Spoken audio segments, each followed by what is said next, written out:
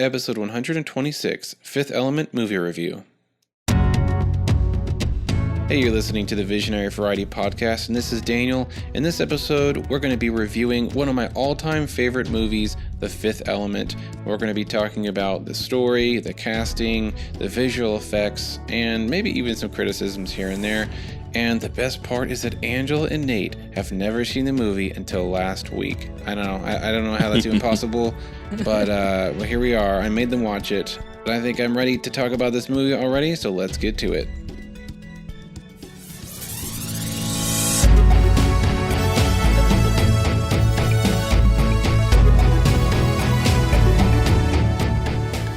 Welcome to the Visionary Variety Podcast, where we cover cool stuff like photo, video, film, books, and technology. So switch on your brain and enjoy the show.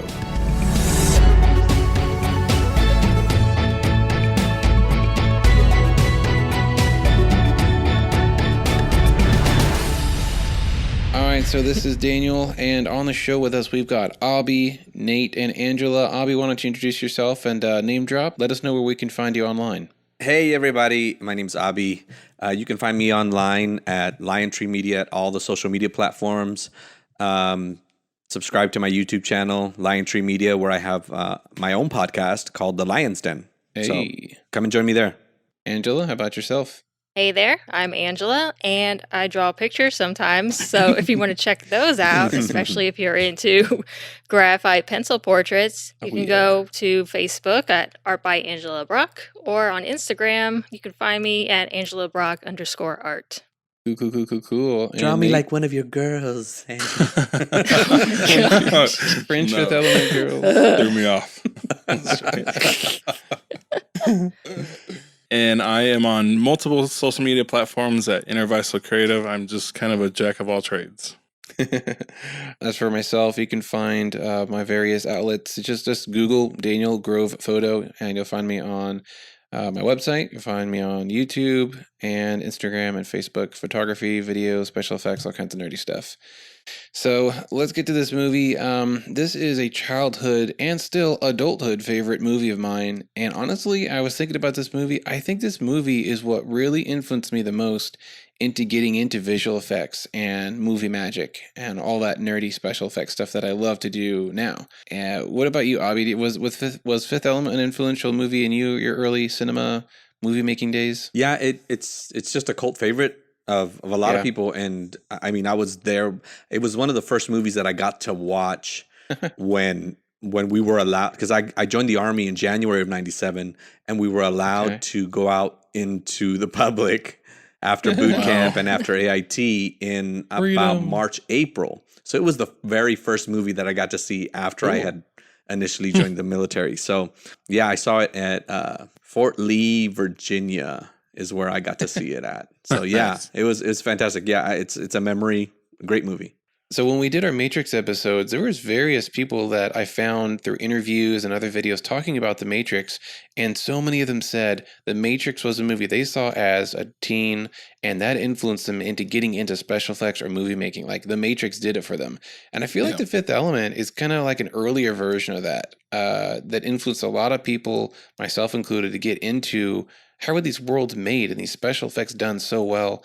And that just kind of led me down the rabbit hole of, trying to make them myself and learning all kinds of different things from videography to CGI and props and things like that. Mm-hmm. So yeah, this one stuck with me through the years, and it has aged very well. Honestly, the VFX are still great on this movie. They did a lot of good work on it and made it solid. So Angela and Nate, I just discovered that y'all had not seen this about 2 weeks ago. We were talking, and Angela, I think it was your birthday week. Yeah. And so I may or may not have found a link to the full movie on Dailymotion, and I sent it to you, and I said, "Happy birthday."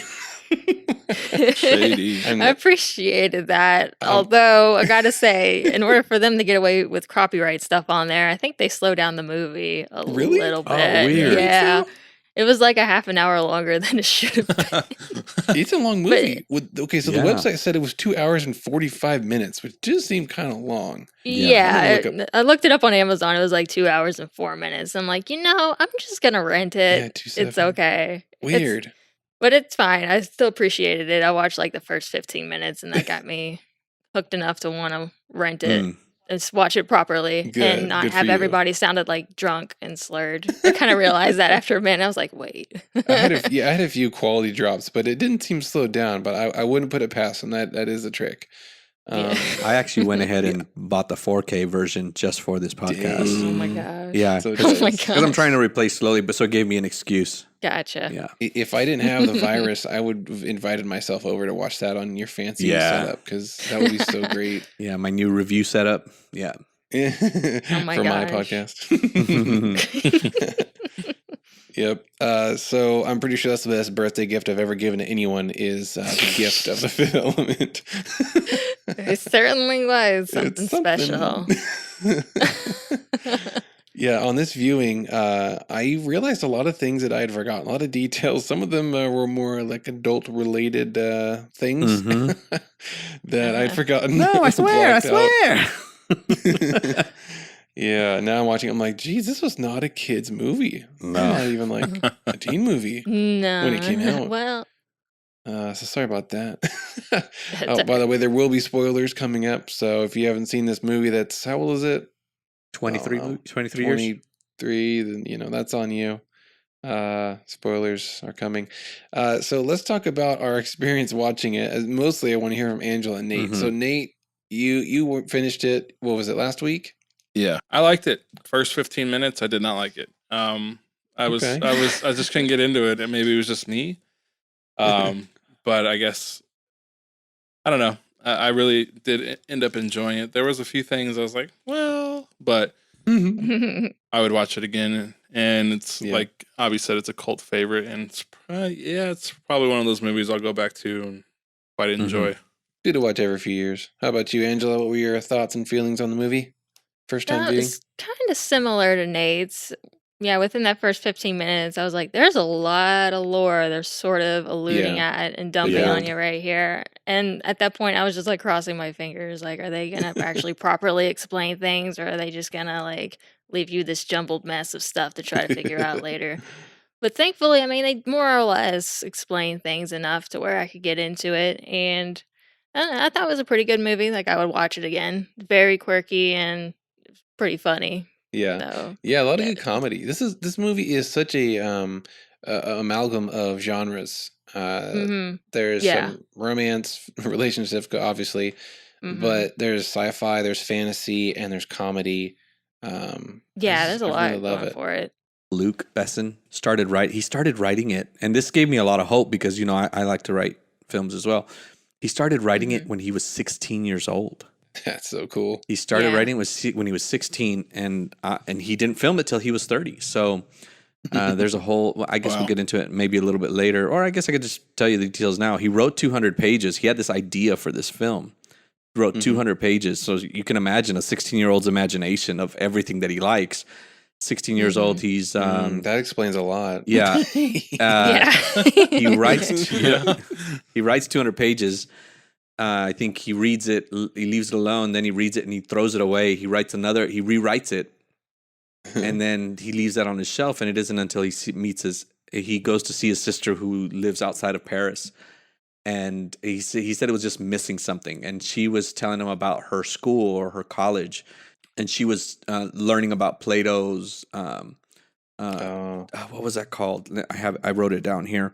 Timaeus. And it's the mythology of the ether, the fifth element. And so she starts describing all this stuff that she's learning in school, and he's like, "That's what I need. I need to That's awesome. somehow involve the four elements, the four elementals of Earth, and then Need this some MacGuffins in there. yeah." So it's pretty wild. So you can imagine, just a teenage kid coming up with all these ideas. Yeah. Yeah, and so I think that's very poignant to your point, Daniel. That it has everything that like a kid would like. It's a little off track, but I did want to get it off my chest in case you guys have seen it. Have y'all seen Space Force? Yes. No. A little bit.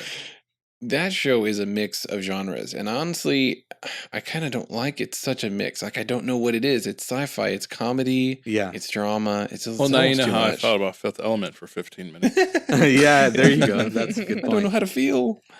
So let's get the basics out of the way for this movie. The release date was May 9th in 1997. That was a USA release date. It was written by Luc Besson. Can I say it like that? Besson. I don't know. No. Besson is so like American. Yeah, Luck. His name is Luc Besson. Luc Besson, directed by Luc Besson, and produced by Patrice Ledoux. Oh my gosh. Stop. My French is a little rusty. Actually, it never happened. My French never had an origin point. The costumes. Here's another one. The costumes were by Jean-Paul Gaultier. There you go. That sounds okay. Awesome costume, by the way, dude. I love the I love the costuming in this movie. It's so funny. Yeah. You know what I just found out about that guy is that he's the one that designed Madonna's like infamous Really? cone bra outfit. Is that Nice. guy? Yeah, he probably got the job because of that. Should probably. The visual effects were done by Mark Stetson, and the original budget at cost to make the movie was $90 million, and the initial earnings were $263 million. So that is a good, profitable movie.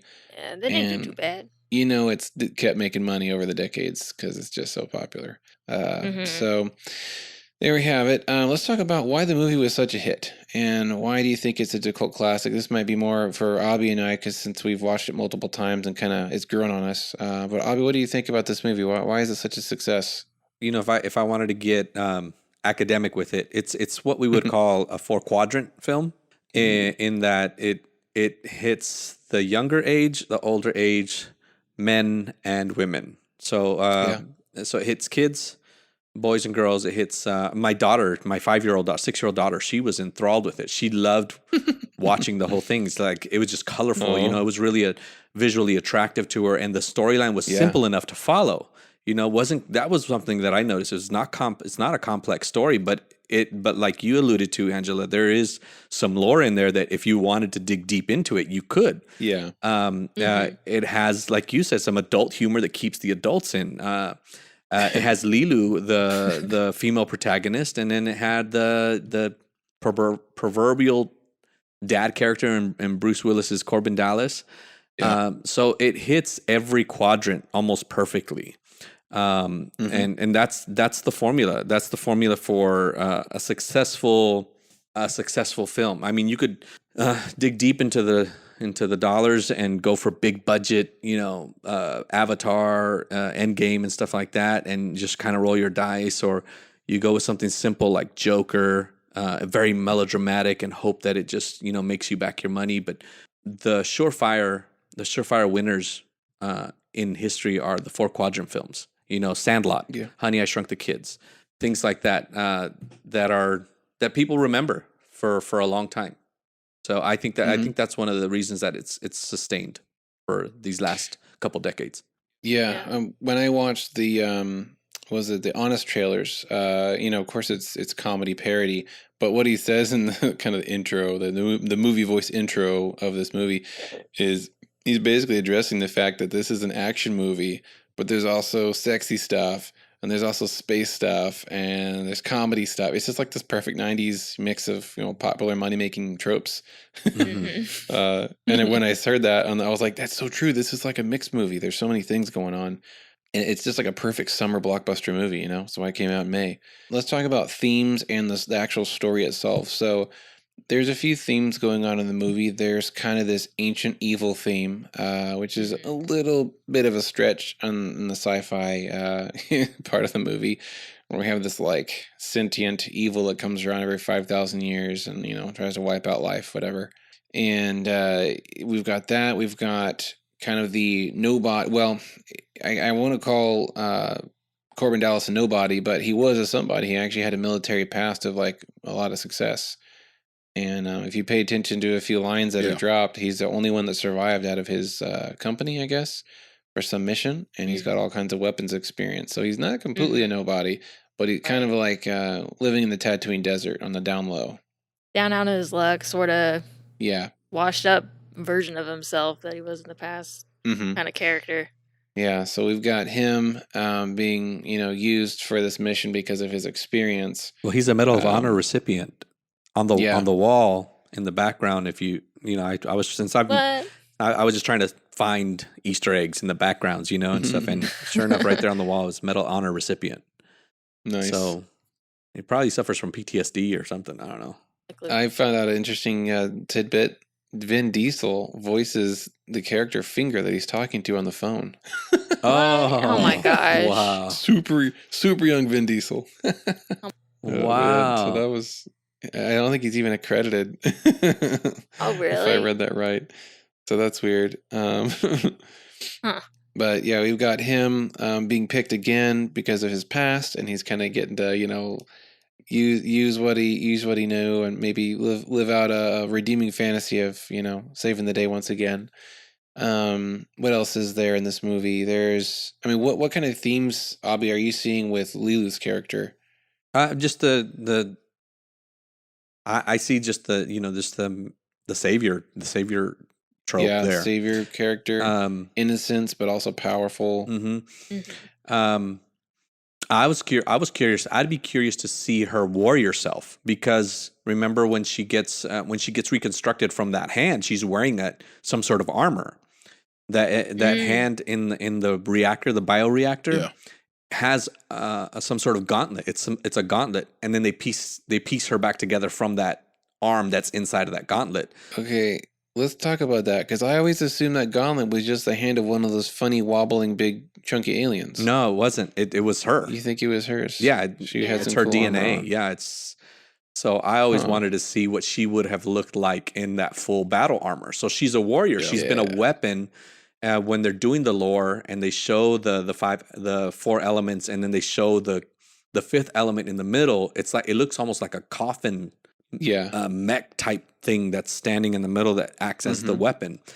So I think this whole story breaks down this warrior savior type and turns her more human, which turns her to kind of interesting. Yeah. So you just kind of blew my mind, because all these years I always thought that hand was from the big wobbly aliens, and I always had this weird issue. It's like, okay, they have all this DNA inside them, kind of like one of the Adam and Eve theories is that Adam and Eve had all the DNA for all the potential races to come in the future. So I always thought, like, okay, these aliens have like all this DNA information, like one of the characters says in that scientific room.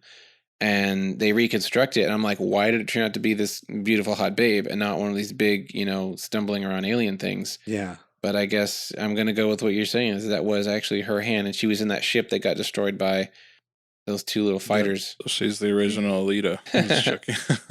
No, that's kind of weird though, because the whole ship got destroyed by those two little fighters, and she, as a supreme being, got like totally smoked and all but destroyed almost. Yeah. Not very supreme being, if you ask me, but whatever. The plot must go on. Yeah. And by the way, that's like the earliest visual of like 3D printing that I can think of. Oh my gosh. It is. It's like MRI printing. It's so crazy.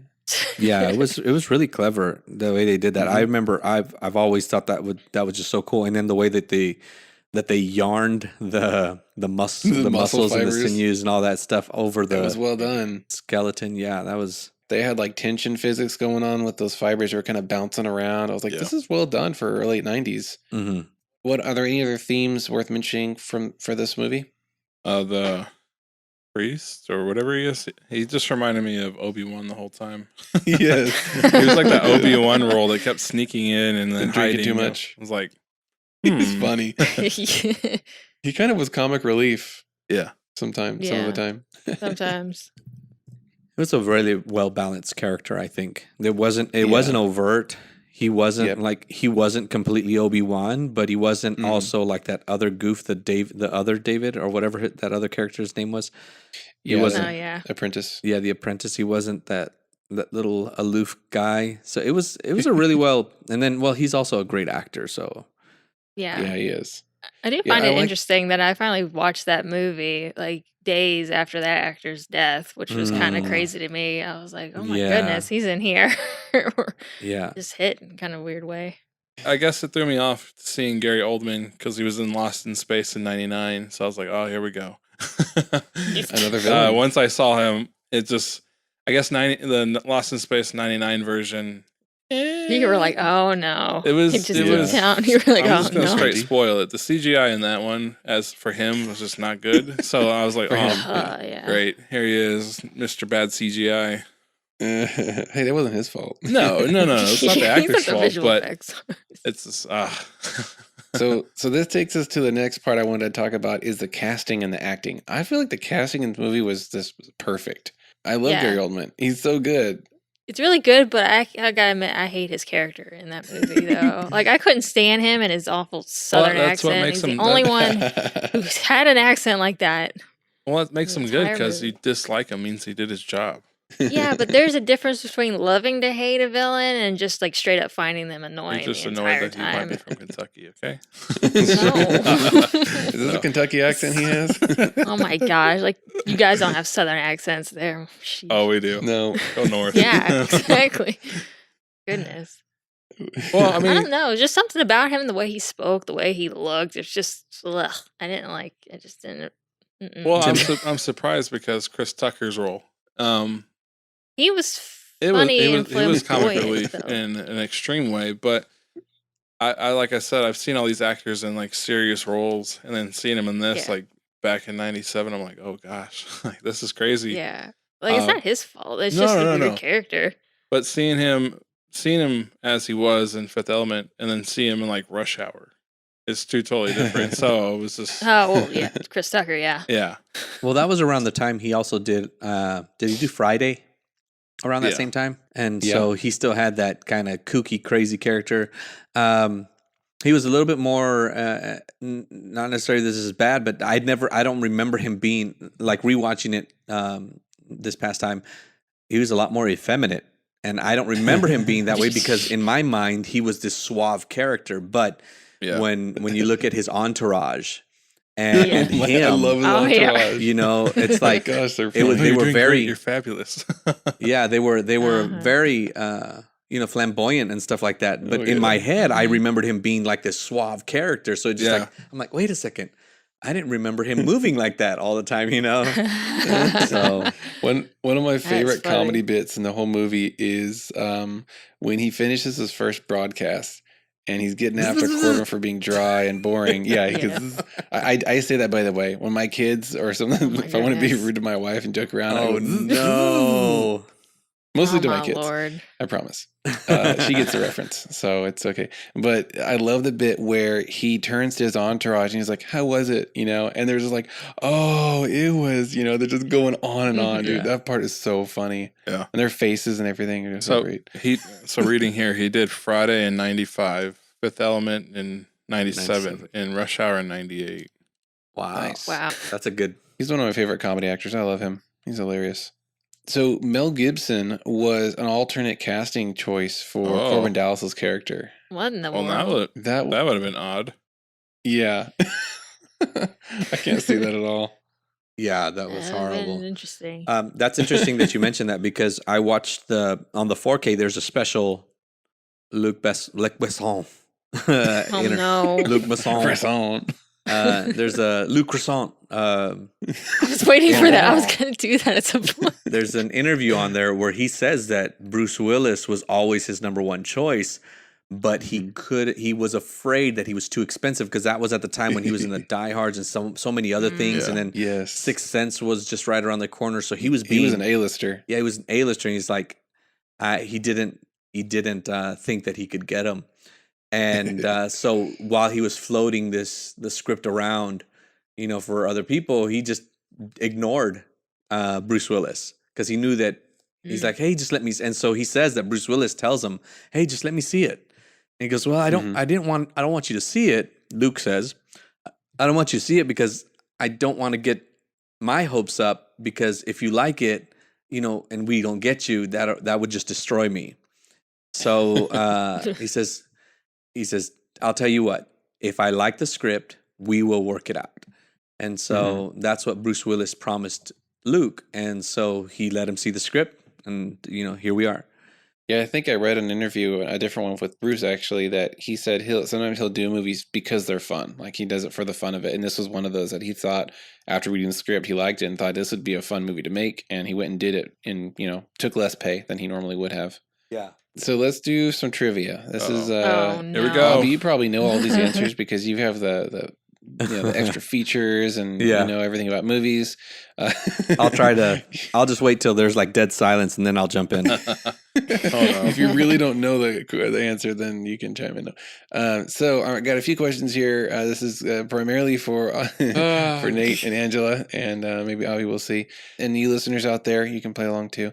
So trivia for Fifth Element: how big were the miniatures used for the city scenes? Were they 5 feet, 10 feet, or 15 feet? Let's go 15. Can I phone a friend? One lifeline. I'm gonna say 5 at that time. Angela's right. They were on average 15, even up to 20 feet tall. Oh, There's some big buildings. They're called bigatures. They were called bigatures. yeah. And that's why they look so awesome, because they're not teeny tiny little models. That's cool. I honestly thought all of it was CGI. Maybe that's what I thought too when I was little. But then I was even when I was young, I was like, other CGI is not this good. How do they make these buildings look so freaking realistic? And that's how it is they use really good model makers and they use huge models. Mm-hmm. And for some of the cars, they actually made car models that are about 3 feet long for some of the more close-up shots. Yeah. So they have these ginormous, like moving rigged green, black, on background green screen cars. Yeah, on a gimbal. And one of the models is like 3 or 4 feet long for the cab. Yeah, I think the only one they really built was the taxi, the yellow taxi. Mm-hmm. That was the only one they built full size. Yeah, the rest are small, like 1 foot models, and then of course CGI for the moving shots. Wow. All right, next question is: the language that Lilu speaks, is it a functional language? Yes. Yeah. Okay, you are correct. There was apparently up to 400 words that Luc Besson and Mila Jovovich could speak to each other on set, and they did. They conversed in this new created language. What language was it? It was made up. No, it wasn't. No? It was words from ancient Greek and ancient Latin. What? So they're dead. They were dead. They're dead languages. Yeah. So, but yeah, that's cool. They're going real ancient. I like the whole ancient thing. I never came across that. Guess Abby gets extra credit. Yeah, I was just trying to throw that in there. Achiever. Yeah, I know. That's so funny. Ding, ding, ding. Extra points. The 200 daily double. Well, that brings me back. I haven't heard that in a long time. Tell him what he's won. All right, next question. The alternate casting choice for Ruby Rod's character was Eddie Murphy, Prince, or Jim Carrey? Prince. That's correct. But he turned down the role because he thought that Luc Besson was saying F you when he was, or the costume designer, where he thought he was saying F you to him, and he was saying something else in French, and there were some other mix-ups. Oh my gosh. What so Prince turned it down. Oh man! Wow, they ain't got Prince. They probably could have saved money on costumes. Probably. He's already got the costumes in his closet. That's great. Well, that would make sense why Chris Tucker played the role the way he did. How many auditions were seen before settling on Mila Jovovich? 100, 4,000, or 8,000? Gosh, I don't know that 100 one. 100 for the sake of sanity. I mean, 100 makes sense, but I'm going to go with the second one. All right, you're wrong. It's 8,000. There was 8,000 auditions seen by various filmmakers in order to pick the right one and narrow it down to Mila Jovovich, who got it. How long does it take to see 8,000 auditions? So Luc Besson only saw like 200 or something like that. But yeah, purportedly 8,000. I don't know how that's like doable. Well, I mean, submissions. You could have thousands of submissions for an audition. It was submissions. Yeah, it's crazy. Good Lord. It's like American Idol. Like 250,000 people auditioned for it. That doesn't mean that the judges saw 250,000 people. All right, last question is: the film won an Oscar nomination for which category? Best sound editing, best visual effects, or best picture? Sound. Angela? Let's go visuals. It is best sound editing, oddly enough. Wait, what? This is funny. That's what stood out to me in that film. I was like, wow, for a 97, the sound sounds really good. Gosh, he is a sound junkie. Good. So this is a funny little bit. When you rewatch it next time, you'll notice it now because I've said it. But at least in the early part of the movie, every time that Fifth Element is directly mentioned, there's this sound. It's like this reverberated voice, eerie, synthy sound. It's like, it's like 3 or 4 times in the movie, but every time Fifth Element is mentioned, it plays or shows her. It's so funny. I have to try to remember that. Yeah. It's So, weird. do you guys remember the gap on when the movie takes place, like where it starts and like goes from past tense to current, like how big the gap Yes. was? Is 2 or 300 years? 400. It's 400 Yeah, I years. think so. It Yeah. just 'Cause it's in the blew my early mind. 1900s, It and was then like it's 23 something. 1914 to Mhm. 2263. I was like, whoa. Oh yeah. Yeah, so that's something that I had forgotten. One of those details that I had forgotten in time is in their older part in 1914, the aliens come to get the stones because they say war is coming. So they're referring to World War I, who's about to come and possibly endanger this temple 1917. and or the rocks. I was like, are you German or whatever to the aliens? Are you German? They're in Egypt, so I don't know, in the middle of a freaking desert. I don't know. It seems pretty safe to me. But yeah, so they take them and whatever, which makes me wonder, how do they know war's coming? Do they see the future? But anyway, they evacuate him off of Earth, put him in that ship, and then later the ship got shot down onto that rocky moon or whatever, and that's how they got her hand. But yeah, I'd forgotten that detail.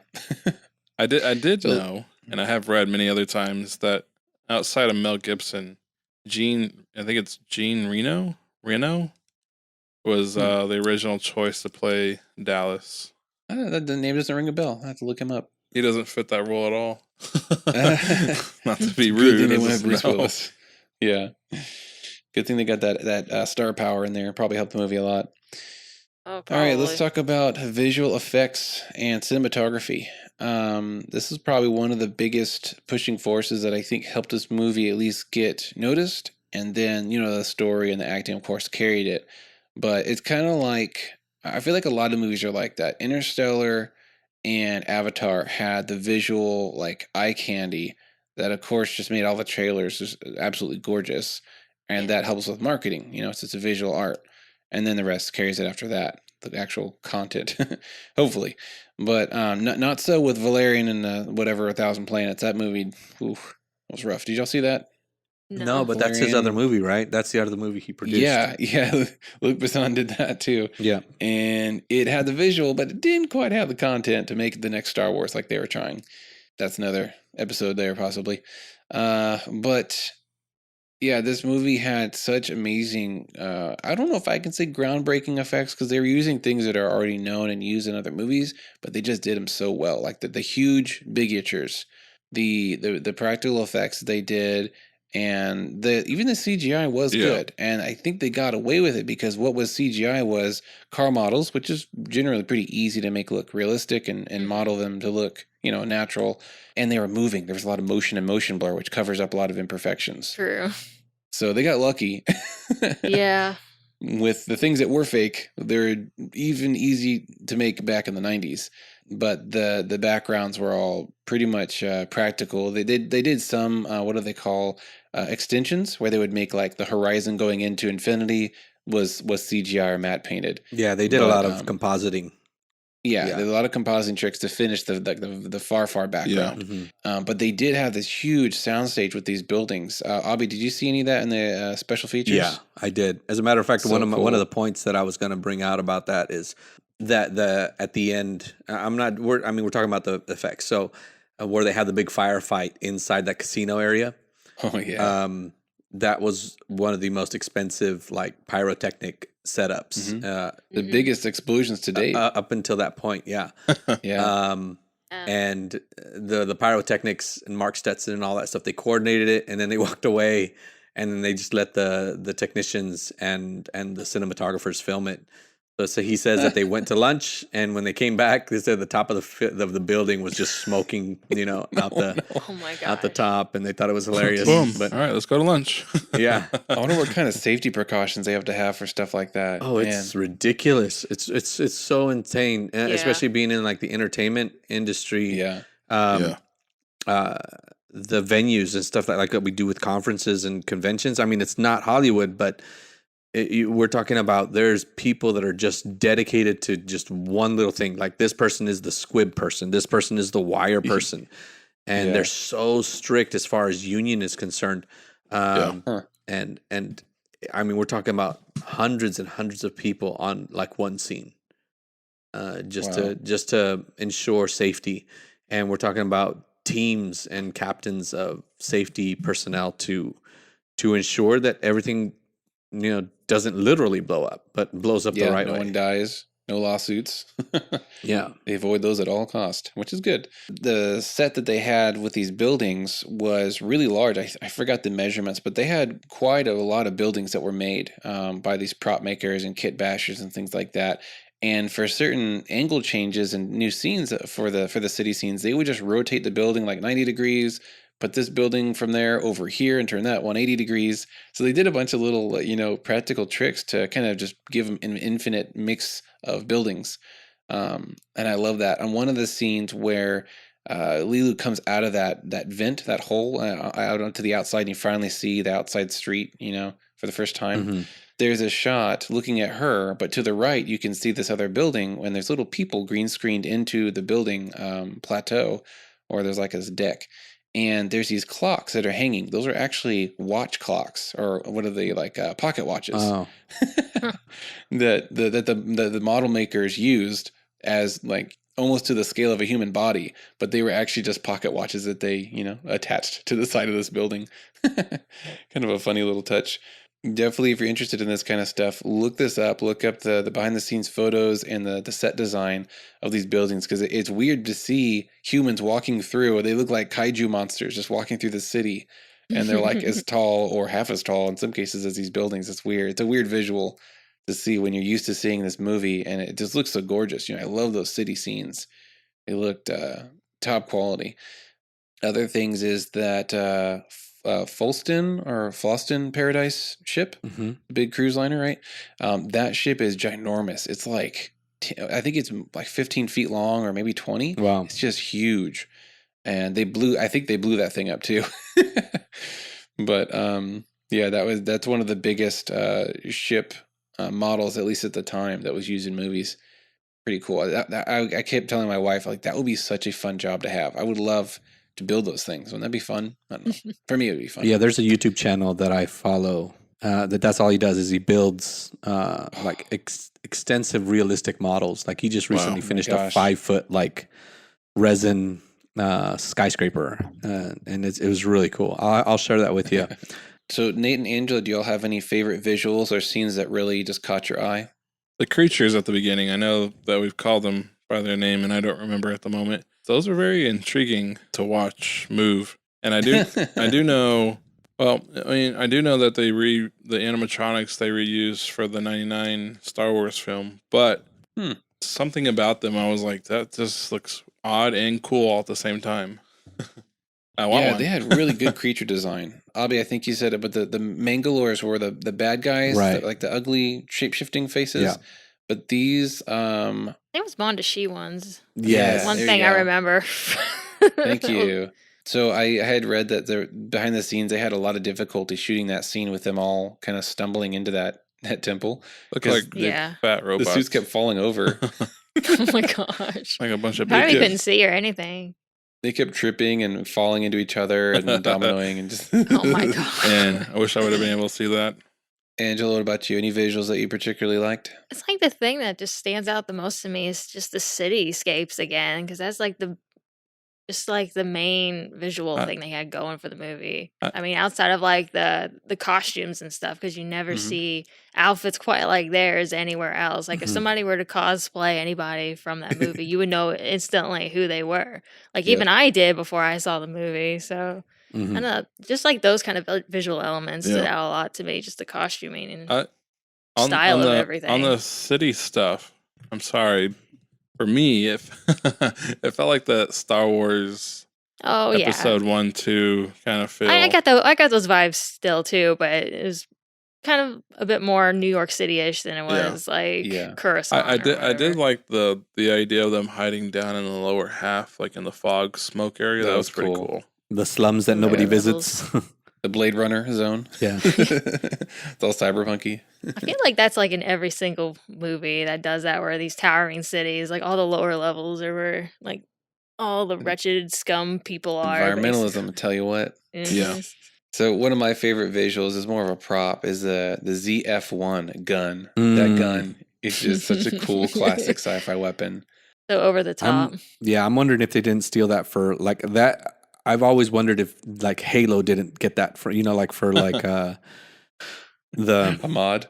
Yeah, they kind of had that feel like the needler weapon. That's what that reminded me of. Yeah, I think so too. When I see that, I often think of the ZF1. It looks very similar. So I went down this fun rabbit hole of researching this gun, and I found a lot of interesting stuff. So Adam Savage made his own copy, which is Of course. one of them is almost fully functional. It's like a really big, chunky version that has all the weapons in it. For real? Oh my lord. Yeah, including flamethrower, of course. Dang. And then he made a more practical, movie accurate version that opens, and he got a bunch of blueprints from the designer that actually made the real prop, because Adam Savage got connections everywhere, and that was really fun. I actually made my own movie accurate 3D version in Blender, and I'm really proud of it. It was really fun, just kind of a learning, like, can I do this type of project? And so that was fun making that. But I found some other people on Instagram while I was doing some homework to find, proportions and things like that. I found this dude on Instagram that made a fully 3D printed copy of it, and it opens up and it's got the motorized pieces and everything. So that was fun. But in researching this, I found that there was at least 3 different versions of the gun made. There was one version that actually had, was it an AK-47 built into it for the machine gun shooting scenes? And apparently you can see the clip sticking out of one part, just barely. But they did have a functioning machine gun version. Oh my god. Oh. Yeah, and then there was the one that's just handheld, and I think a closed version. And it's cool because in the movie it's closed, but you can obviously tell it's CGI when it opens up, but then he just picks it up. And it's like, how do they do that? You know what I'm talking about? Oh yeah, when it does its closing and all that stuff. Yeah, that was that was one of the few special features that they did do, like CGI closing, and then he goes and grabs it. Yeah. And so they superimposed the compositing and a lot of rotoscoping is what they basically did. I figured they had an open version, and then they rotoscoped and did a bunch of cutting to actually go backwards and make it closed. And then when they push the button, it's just going back to normal open version. Yeah. And that's when he picks up the open version. It's in his hand in real life. But that scene is fun to watch. I literally watched that 5-second clip like 20 times because I made my 3D version animated, and it opens up too. And so I was trying to find where the panels were and this and that. And I came to the realization that those armaments that are inside literally cannot fit when it's closed. It's just physically impossible. They do not fit. That's funny. Because they're like tech. More than, quantum. There you go. Quantum missile, quantum machine gun. But it was fun making that thing. The gun's probably one of my favorite props. Other than what you guys have already mentioned, I love the city. The cityscape is really cool. Interesting tidbit. One of the things that I like Angela mentioned, I like the costumes. They're really iconic. But the way that they got Lilu's uniform or costume, well, the one that she wears afterwards is she auditioned and she actually didn't make the cut initially. This is according to Luke, and so he was really disappointed because he was kind of hoping that she would have kind of fit the part because of the look and everything like that he was kind of going for. So he says it was like 2 months later after, probably 8,000 auditions, he said he was back in LA or something, and they were at a hotel, and she just happened to be in the lobby at the same time. And they went to they were walking down the hallway and like, "Hey, how are you?" And she was wearing just a white tee and just like a string strap thing or something like that. And the orange cheddar cheese thing? Yeah, well, not cheese? not that, but just like suspenders of some sort, and she had just some shorts or something like that on. Yeah. And so for the audition, he says she had all this makeup and she was like rehearsed and she was doing her sides, and it just felt forced. So when he was talking to her at the hotel, he's like, this is I didn't expect to see you so natural. And so he said, this is kind of what I was hoping for. So he said, hey, this is, and so they talked to her about it and had her audition a second time. And he said, that's awesome. Is how I want you to audition. And so that's how she auditioned, and she got the part. So, but it was inspired by just this casual meet, where she just feels like the every person, She wasn't a polished, made up, you know, a person auditioning for a certain role. She was just Mia Jovovich, you know, and Yeah. that's what got her the role. That's cool. Now, Abi, how did you feel about the cinematography in this movie? Was it good? Was it appealing to you? I think it was very just Hollywood blockbuster-esque. It wasn't necessarily, you know, something that Dale Gron or you know, Deschanel would do or anything like that. There wasn't nothing like overt forced depth of field and stuff like that where the There's no background. Kubrick. So it wasn't like Interstellar or anything like that, but it was perfect for the film. It was. Yeah. I don't think there was anything. There was some. I think it was more clever editing than clever cinematography. Oh man! Speaking of clever editing, there's a few scenes where where Lilu kicks on the Fulton Paradise ship. She's kicking those ugly aliens in the face, and they used a fake leg. What? They used a prosthetic leg to do these kicks. Oh no! I missed that. I need to go watch the fight scene. I think one of them for sure is in the early fight scene when she fights the aliens in the room before it gets blown up, before she gets shot. Mm-hmm. She does like this outside crescent kick, and it just doesn't look right. The angle is just what, and it's definitely a fake leg. And there's another scene too, I think, where it was a fake leg used. That cracks me up. Interesting. But I like the set design. I really love. There's a few rooms that are a little. You can tell they just kind of were trying to get it done. But there's some other rooms and ship interiors that I just love to look at. It's just so interesting and so it's kind of on the edge of comic book, you know, style coloring. But it's still practical enough where I look at it, I'm like, you know what, I buy it. I could believe this is the interior of a ship, or that's a computer control console. Like it just looks, you know, for the most part, pretty functional, realistic. Yeah. With its own style. It kind of has like a chunky retro sci-fi style. But I love the interiors. I love the set design.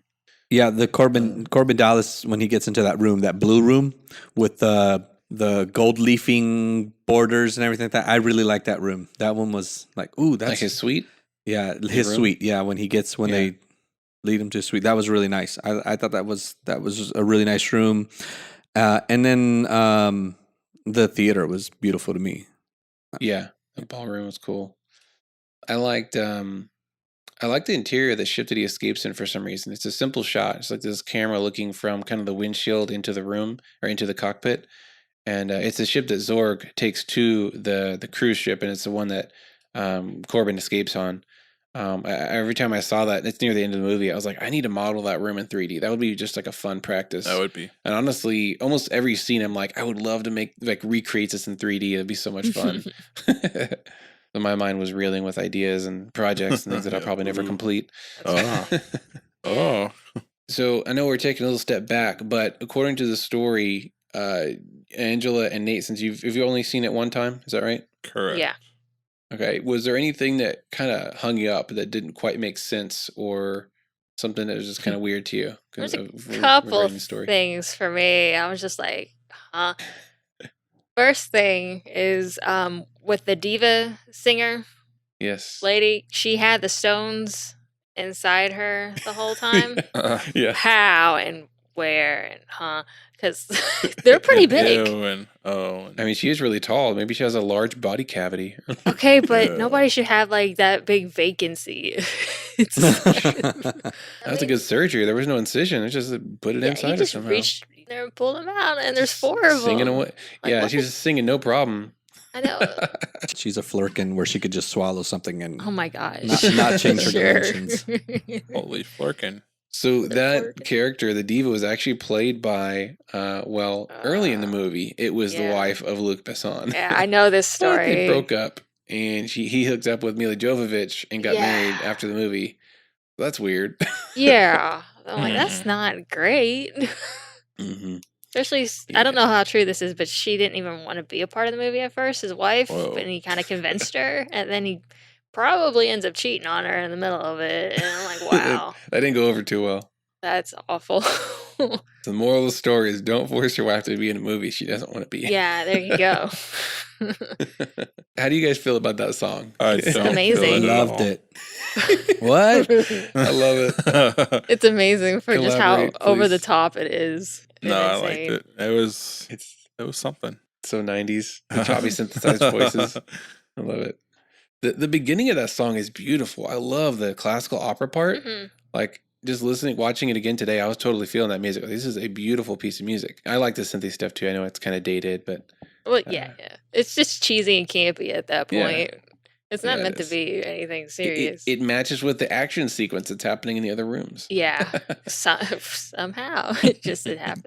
You can actually find vocal performers that have performed that song note by note. Yeah, that's actually done something I've actually known of before I'd seen this movie. It's like that's the only thing I'd actually seen from the movie is because I've seen like at least one singer perform with like 95% accuracy that song. Yeah. People were like freaking out, like this isn't supposed to be possible.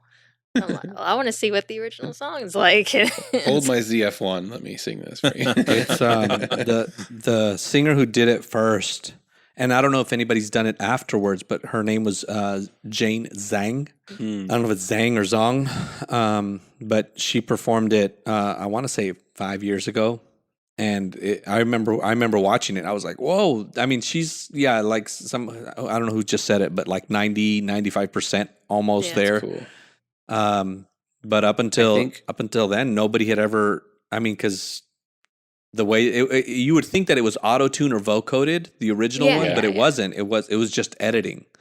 It was just they sliced in samples of her voice. yeah, She would sing one note and then they Yeah. cut it. and Okay. slice it in. But this singer from China did it, and That's crazy. yeah, I'm Of trying to see if course. I could how to share it, but I can't share it. That might have I been think her the last name is performance I've pronounced Zhang. Zhang, there you go. Gotta be fancy. We actually had a guy on the podcast with that last name. But it was close. Me and my wife were listening to it just today. It's like, oh, I remembered somebody had sang it before.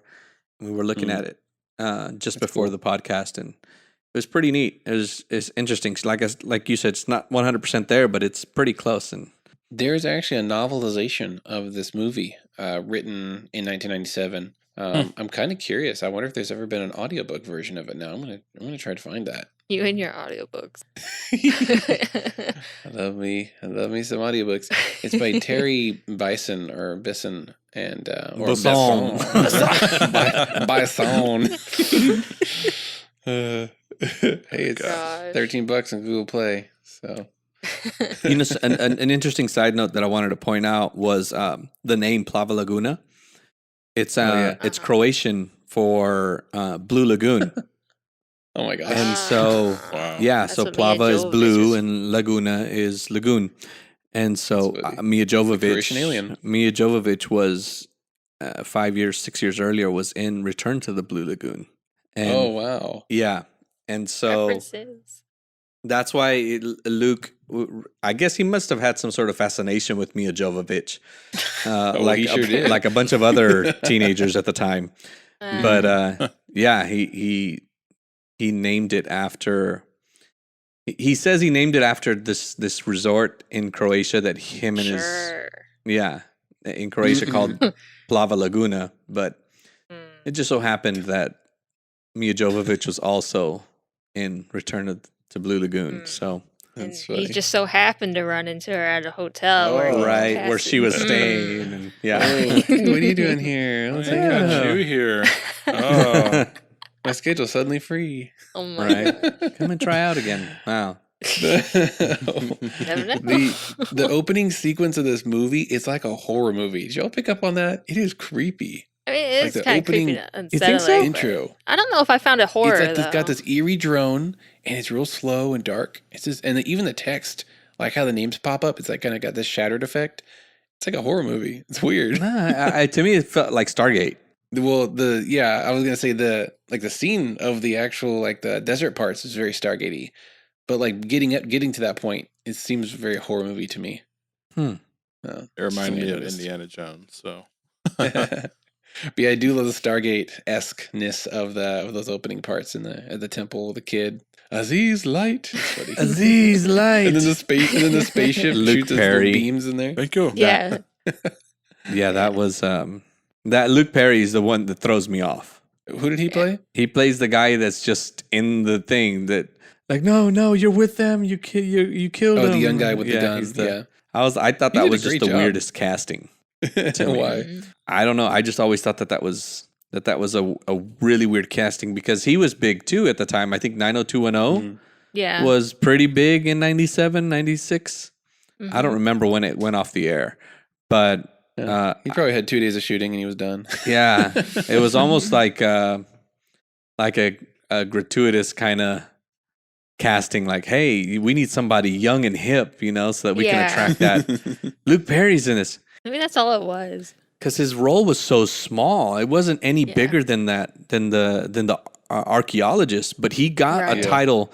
He got a title An slot opening credit. in the opening credits. Yeah, I was like, Yeah. That's funny. Yeah. Back when movies had opening title credits, right?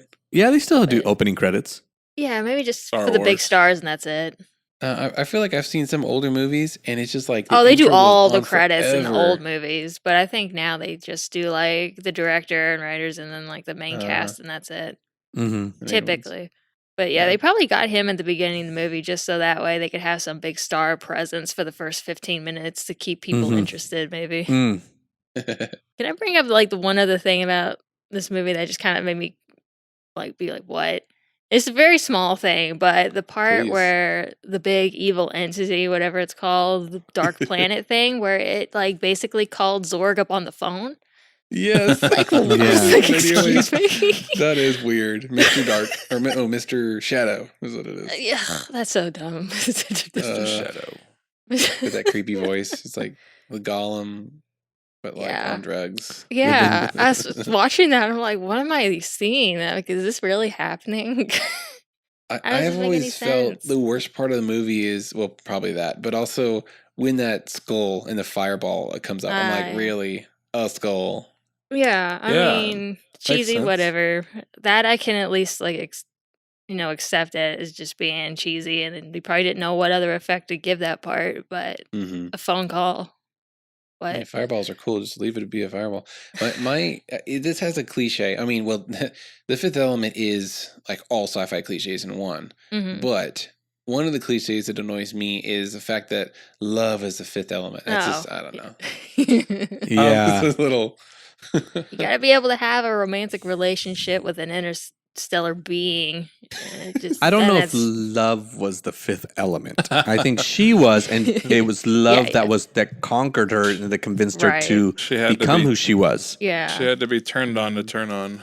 Yeah, because she was like, I saw that. what I want to know, the biggest plot hole for me there was like, okay, so she saw all the history of Earth, and that convinced her that the rest of the universe wasn't worth saving.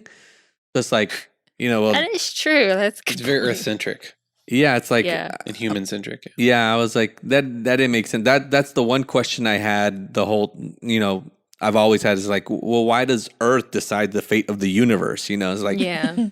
so. Looking at her from a warrior perspective and then thinking, well, Earth kind of ruined Earth. It was very snowflakey, but I don't know. Yeah, I mean, why is the supreme being a human? Like, what if she was like a floating jellyfish? And we just had to accept that, and he has to fall in love and kiss a floating purple jellyfish because Yeah. she's the supreme being. Oh, Wouldn't sell as many tickets, I don't think. yeah. Benicio del Toro had to. Was that no Guillermo del Toro? The other one. The other del Toro. Yeah, he's the one that did the interspecies Yeah. Wait, which movie are you talking about? Shape of Water. Oh yeah. I've heard- Also a total creeper moment. I guess we're just doing criticisms now. A total creeper moment when Corbin just kisses her and she's asleep and at the I priest's know, house. I was like- what is wrong with you? Rapey. Yeah. Well, that was Hollywood a back lot of then, right? people. For real, apparently. Yeah. I mean, just in general, when you see like the women in this movie in particular, just like all of them are pretty much They're all sexualized. sexualized. And it's like, Yeah. it's to be expected almost of campy movies from like the 90s and 80s, but Mhm. it's still like, bleh. Come on, guys. Very sexualized. Do we yeah. need sexy that- McDonald's workers? I mean, Oh my gosh. The sexual stuff in this movie is just over the top. Like, honestly, I feel Yeah. it would have been better without all those things they just had yeah, to slide in yeah. there. Sign of the times back then, though. Mhm. Just Lilu in general. She has so many creepy comments about that movie. It's just like she's supposed to be the main lead, and she's supposed to be kind of kick butt, but yet she also gets like a fair share of just objectification, which is a shame. Yeah. Do you think? Having just shared my opinion as far as the warrior savior, Hmm. do you think that this movie could be redone from a warrior savior perspective, to where she doesn't become this dainty person that needs love to convince her to save the? She doesn't need a man. She doesn't need love to make her be her character. Yeah, But that and is a that's what I'm selling getting point at. for the movie, I think, though. So I feel like they would try to keep it in there somewhat if they try to remake it. Maybe. Because that's almost the same what they tried to do with Captain Marvel. As a matter of fact, it's one of the biggest points of the whole movie at the end, where he's like, she doesn't need Young Rog or whatever to affirm her. So I think that's maybe it's because I'm woker than I was in '97, and that was the thing that kind of always bothered me, is like, why does she need? Yes, love is awesome, love is powerful, and yes, but yeah, I think it would be an improvement if they made her more strong and independent, given that, I mean, heck, she's a freaking supreme being. Like, why would she need just a normal dude? But I feel like since it's a remake of an older movie, people would be expecting a similar plot, and they'd probably be more likely to get upset over the lack of that. If it was a completely like new idea for a movie and they just did away with the whole romantic part of it, I think it would be fine. But I know I would like to see her just be more strong throughout the movie, just because she was a bit too helpless a lot of the time, and that's kind of, it doesn't make any sense to me. So you're saying if they remade it, right? Uh-huh. But wouldn't that give you kind of like a Wonder Woman kind of feel?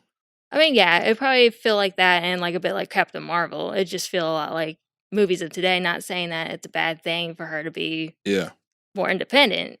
I'm just saying people would probably be a bit more upset just because it's a remake of the old classic movie, so they're still expecting like the same ending or whatever. I feel like this movie also has this trend that I saw a lot in 90s action movies, like late 90s, is that like the rough, manly dude, blows up everything and saves the day, and he gets a younger chick. I feel like there's so many movies. Oh yeah, absolutely. This is just like a total. That's a total thing. And sometimes it's like awkwardly an age difference, and it's like, you could be his daughter. But it's like guys writing their fantasy ending, basically. Yeah, men writing these stories. 16-year-olds writing this. Right. If I'm 50, I could do it. They didn't. For roles, we didn't get much of the president role. Surprising. Yeah. He just sat down and talked a few times. Yeah. I feel like he was like one of the only real competent people in this movie outside of Bruce Willis' character, too. Seems like everybody else is pretty bumbly and didn't know what the heck was going on most of the time. What was that all about? Like the blood dripping down the face? Yeah. So evil that you bleed from the head, but not just any blood, black blood. Did it come from the pores? Where did it come from? Because when I was wondering, Zord wiped it away, there was nothing there. I was like, where'd that come under from? his little plastic thing. It would like came out of his. I thought it was just like being over, like, I don't know, like telekinesis kind of thing. Like just drain the body or whatever. Never explained. Mr. Shadow. Yeah. Making you bleed your own blood. Some of the things that just really quick, I'm just gonna go through some of these things that I listed that I thought was really interesting. Was the Judge Dredd cops. Like they were just like they were just judge, jury, and executioners right there. And I've always thought that was really just like, why'd they just 50 cal on this taxi cab for just a person that's running away? It was really I thought that was like a little bit excessive. Oh boy. But what was interesting was Luke said that when he was envisioning the movie, that he would take like things that were, maybe tropes or issues of the day back in the mid 90s, and then how will this look in 400 or 500 years, and so he kind of over exaggerated the police for I guess, I don't know. Yeah. I guess kind of respond quick to things though. In the future. And then I thought was really interesting was Ian Holmes' character, the priest, Julius or Cornelius, whatever, was in his room. He had a lot of Judeo-Christian paintings, in his room, and I was I don't think I ever noticed that because 4K is significantly clearer. So no, I'm joking, on. but I was actually paying significantly more attention this viewing to the things in the background, like to see look for Easter eggs, and I was like, whoa, I never noticed all these There's so Jesus many. paintings in the background. That's cool. Huh. And they're all over his apartment or whatever that room was. Do you get the feeling that this is like a secret society, though? They're the only ones that know about the stones? Probably. They're just waiting for their chance to Here comes shine. the Avengers. I mean, I don't know if it's a public religion about the stones or if it's like a secret, like you pass on to the next priest and he passes on to the next guy. And when the 5,000 year timer hits, then you better know what's what and know where the stones are. It's public enough to where they had a special spot at like the president's meeting. Yeah, he was like an advisor. Yeah. Astrophysical phenomenon, whatever. Yeah. I thought was cool.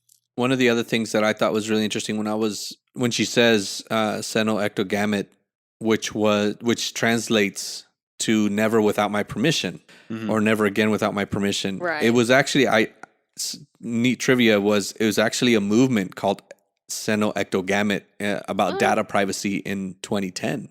What? There was a movement, an online movement to protect personal private data, and kind of fizzled out because nobody really paid attention to it. But I think it's probably more relevant today than any other time. Is know the selling of our online habits is pretty interesting, and I don't know. I just thought that was a really relevant movement that would probably mean a lot today. And then Zorg as the character, the crony capitalist character, because remember he says, "Oh, fire!" He says, "We need to. We're down. So if we fire 300,000 people, right?" Yeah. He says, "We'll come back." He says, "Yeah, make it 1 million." Is that what he says? Yeah, make it 1 million. Yeah. And it turns out that Corbin Dallas is one of those million, because if you look on the fire sheet, it says Zorg on the. And he even says one of the cab companies. I'm like, oh, that's a connection. Yeah, one of the cab companies. Yeah, exactly. I didn't catch that. That's funny. Wow. Yeah, and he's one of the terminated employees. So jeez. Imagine that, just firing 1 million people. Just yeah. I do love the world building. I kind of get the Star Wars feel where it's like all the details, all the characteristics of even just the decor and the technology all build up this big believable world of the future that's not too great. People are just getting, at least in his class, his income bracket, they're just getting by, and they don't live in luxury. They just do their job and they get by. I'm honestly kind of surprised that with how long this guy has been writing the movie for years and years, he didn't take the time to like world build some more and make spin-off stories. That'd been cool. Well, he said in the interview, he said he wrote 400 pages of script. Yeah. Huh. He wrote 400 pages of script, and then he had a 500-page production Bible. Dang. So there is a huge world that didn't make it into the film. Mm-hmm. Do you see any potential spin-offs from this? Could there be anything outside of... Well, I would like there to be, because the world building is so deep and fun, but at the same time, the main conflict is resolved for now, unless we go another 5,000 years in the future. But there could be other conflicts. I mean, they would have to deviate from the whole like stones sort of story. They'd have to go elsewhere in the same universe. Yeah. With a totally different story. You have to find some other threat. Uh-huh. I like the visual and the rules and the cultures that are set up in this movie. I think it would be a cool world to explore.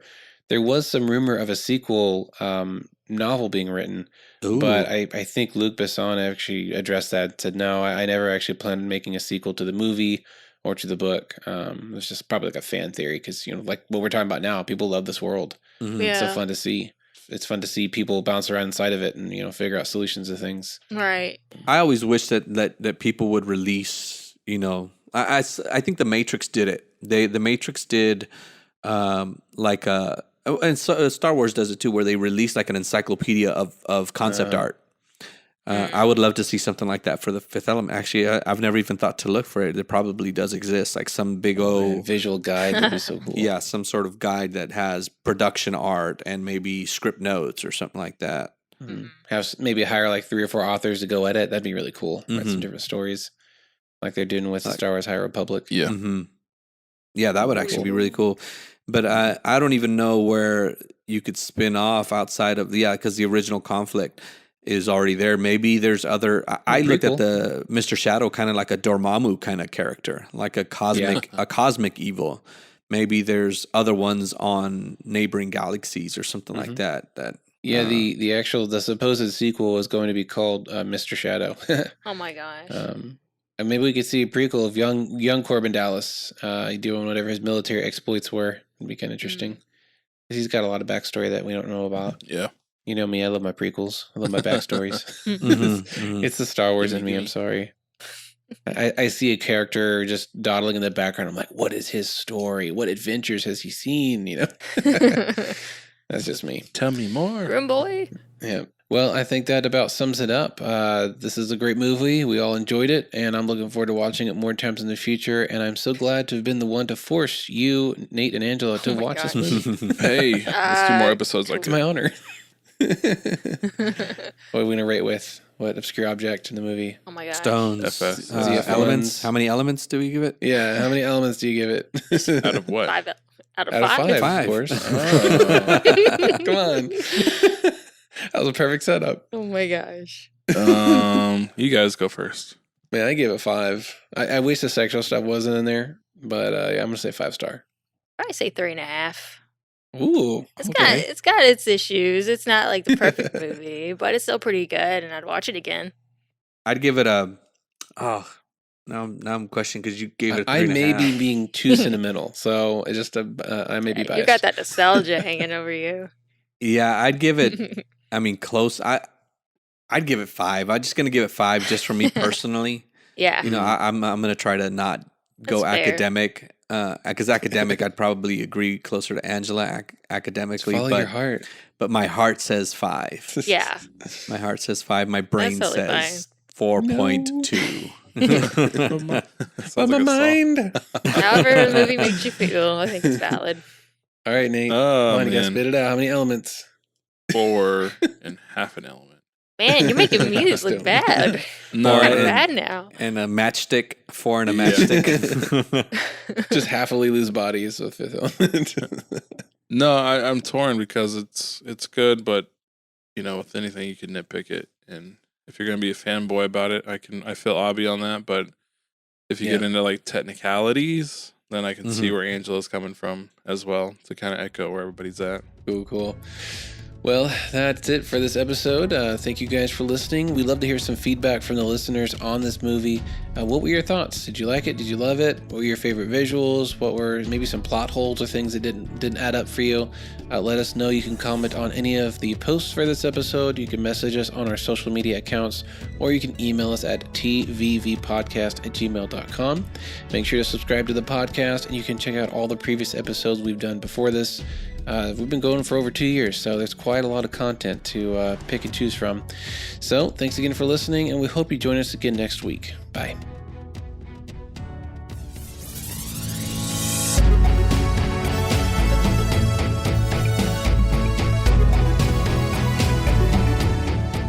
If you like this show, be sure to subscribe on your favorite podcast app. You can also find our previous episodes there and listen whenever you want. We love to hear from our listeners, so if you have any comments or suggestions for future episodes, you can reach us at tvvpodcast@gmail.com. Thanks for listening and have a great week.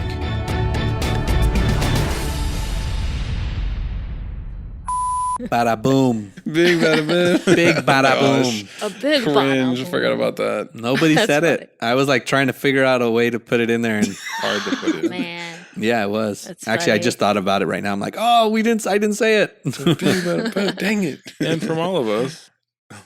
Big bottle. How many bada booms do you give it? That we should have. Oh, yeah. Big bottle.